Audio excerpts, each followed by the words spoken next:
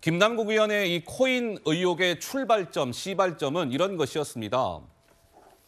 업비트라는 곳에서 금융정보분석원 FIU에 아주 김남국 의원의 저 거래가 좀 수상해요 하면서 FIU에 업비트가 이렇게 신고를 하지 않습니까? 그 내용을 알려주잖아요, FIU에.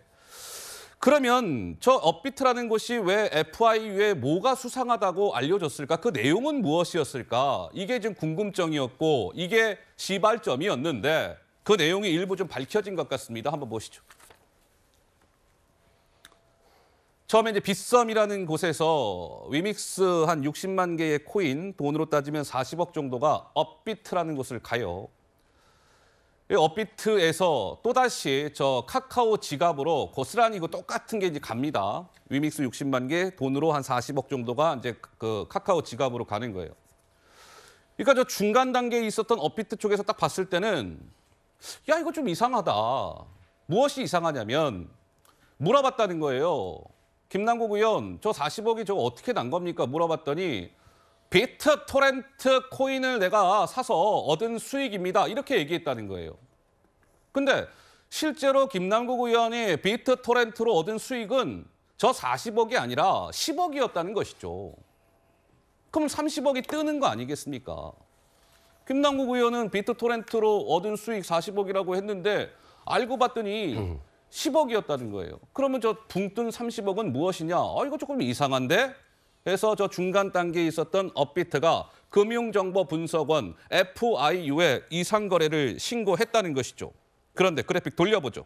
여기서 끝이 아닙니다.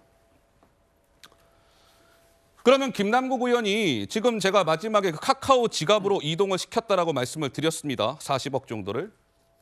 그런데요, 저 카카오 지갑은 앞서 말씀드렸던 빗썸, 업비트와는 좀 다른 점이 있어요.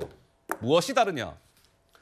저 카카오 지갑은 개인 지갑의 형태이기 때문에 빗썸, 업비트 같은 거래소의 통제를 받지 아니한다.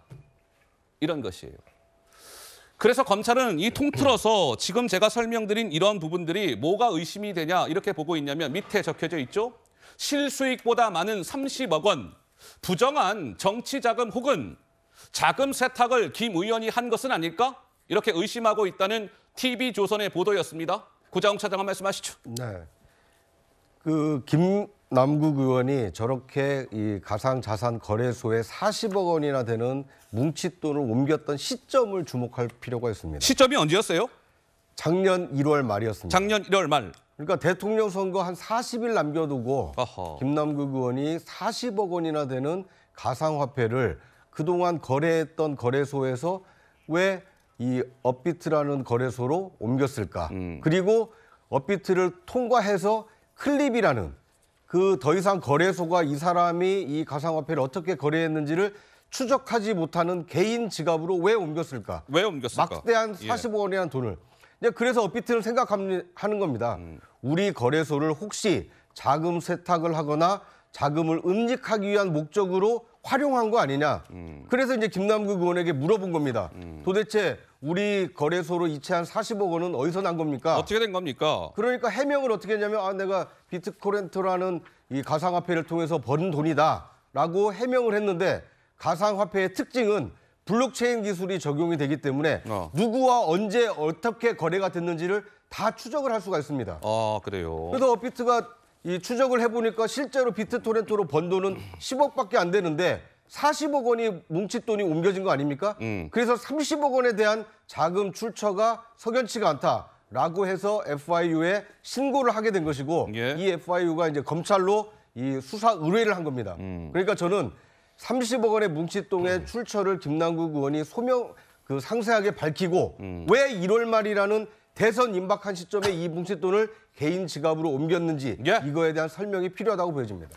박원석 의원님, 네. 지금 시점에 주목하자. 구자홍 차장 그런 말씀 주셨어요. 자, 작년 1월 말이면 대선이 작년 3월 9일에 있었으니까 불과 정말 이제 얼마 직전이었던 거 아니겠습니까? 김남국 의원은 제가 알기로 그 당시에 직책이 선대위에서 온라인 소통 단장인가? 그런 거 아마 맡고 있었을 텐데 코인할 정신이 있었나 보죠? 어떻습니까? 상임위 중에도 코인을 했다고 하니까 예. 여러 가지로 뭐 놀라울 따름이고요. 이게 FIU는 단지 이게 거래액이 많다 그래서 이 FIU에서 그 이상 거래로 그걸 검찰에 통보하거나 그러지 않습니다. 거래소도 마찬가지입니다. 예? 그 사람이 코인이 많다는 이유로 통보하지 않습니다. 뭔가 수상한 징후, 그 대표적인 수상한 징후가 사실은 이 자금 세탁이거든요. 그러니까 이게 전자지갑으로 거래소에서 옮겼다는 것은 예, 예.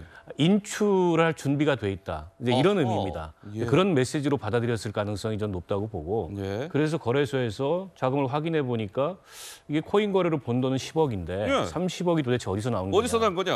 예. 자금 세탁이 의심된다라는 검찰이 그렇게 이유로 의심한대요. 이게 이제 예. FIU에 통보를 한 거고 FIU는 검찰에 통보를 한 건데요. 예, 예. 근데 김남국 의원은 이제 이런 문제 제기들에 대해서 하나도 소명을 안 했습니다. 최초의 유믹스 코인을 빗썸이라는 거래소에서 어떤 방식으로 얼마나 어떻게 거래를 했는지 예. 이것도 안 밝혔고 그리고 지금 김남국 의원이 쭉 거래한 코인을 보니까 뭐 40몇 가지 코인을 거래했다는 거 41가지. 아닙니까? 예. 그중에 이제 P2E 관련된 그런 맞아요. 이제 코인들도 굉장히 많고 그 얘기 나올 근데 겁니다. 그에 대해서도 예. 해명하지 않고 당 진상조사단에도 이제 본인이 보기에 문제가 될 소지가 없는 자료들만 선택적으로 제출을 한 것 같아요. 예. 그러니까 결국 그 민주당에서도 당 내부 문제 제기를 견디지 못하고 국회 윤리특위에 제소를 할 수밖에 없는 그런 상황이 된 게 아닌가 싶고 예. 일단 이런 의혹들은 이제 검찰 조사로 검찰 수사로 밝힐 수밖에 없는 상황이 됐습니다. 검찰이 강제 수사에 착수했고 예, 예. 압수수색을 했기 때문에 조만간 밝혀지리라고 봅니다. 자, 아까 이제 FIO 금융정보분석원 이 얘기가 잠깐 언급이 됐었죠. 그러니까 업비트가 FIU에 김남국 의원이 수상하다 이렇게 얘기했고 이 FIU도 보니까 진짜로 이상하니 그걸 이제 검찰로 통보한 거 아니겠습니까?